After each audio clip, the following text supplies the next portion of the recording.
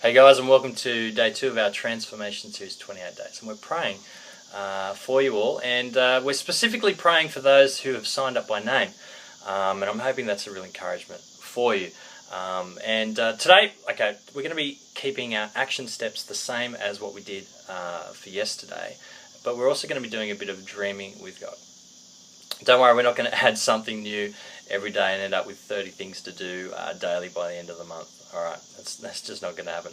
All right, so today is all about dreaming with God. It's about setting goals. All right, this is the process that I've found is the best and most biblically sound, and it's basically just spending some time with God, entering into His presence through worship and prayer, spending time dreaming whilst you're in His presence. Now, the things that I find that my dreams become His dreams when I'm hanging out with Him. All right, it's in His empowering presence, really, and which is really a definition of grace. And it's only through grace that any sort of transformation is possible. Check out Ephesians 2 to look a bit more into that. It's in that presence that we start to wake up sleeping dreams, new dreams of birth, ideas pop into your head, and you start to dream bigger, etc., than you could possibly imagine. Right? You know those ideas that pop into your head when you're praying or worshipping? I don't think they're distractions. I reckon it's probably God speaking to you. And what I do these days is keep a bit of pen and paper beside me when I'm worshipping God. And that way, if ideas come into my head, I can just write it down really quickly, but then keep on worshipping, on praying, hang out with God. I'm not getting distracted by that idea.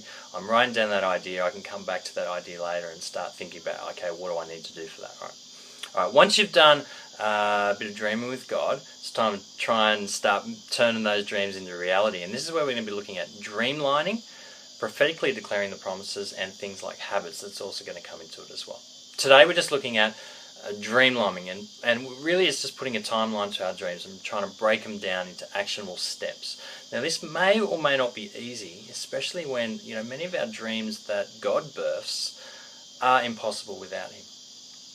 And so you do need to keep in constant relationship with Him to sort of work through that.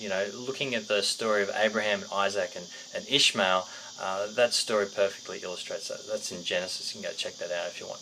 Okay, so let's get to it. Check out the links below. Bless you heaps. See you tomorrow.